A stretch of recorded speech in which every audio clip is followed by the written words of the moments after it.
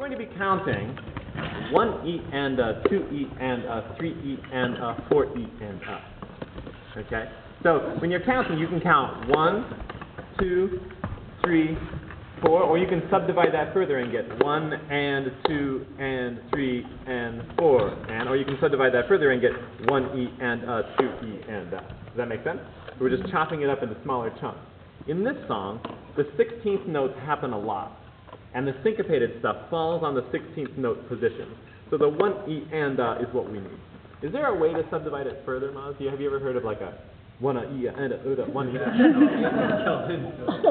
Is there any way to count if you subdivide it into 30 seconds? Is there a way to say it? Like, yeah, like instead of 1E and, it would be like 1 of the E. Okay. So 1E and yeah? Here's what we're going to do. We're going to figure out all of the possible combinations of hitting and not hitting within that 4 count. Okay? So we could hit on the 1, for example, 1E and 1E and 1E. Or we could hit on the E, 1E and 1E. Or we could hit on the and. Or then we could, after we figure all that, then we could do 1E. We could do 2 hits. Or we could do 3 hits, like 1E and. Or we could do all 4 hits. So there's all these possible combinations, right? And what we're going to do is we're going to practice all of them. Make sense? Okay. I have divided this little drill into sections. And the sections are defined by how many times we're going to hit within 1 count of 1E and okay? Each time, let's say we're going to hit 1 time within that section. So we're going to do 1E and 1E and 1E and 1E and we always do 4, a set of 4.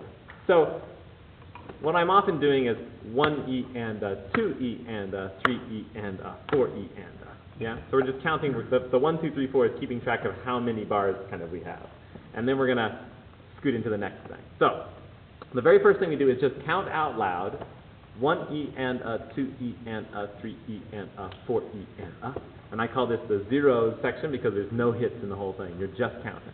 Okay? And just like we were talking about before, we have to count precisely. It's not 1E and 2E and it's not all slurred together. 1E and 2E and Does that make sense?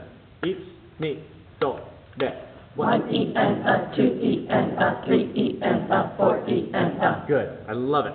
Yeah. English in particular encourages us to slur stuff. It's 1, 2, 3, 4. 2 might have a little bit of oomph to it.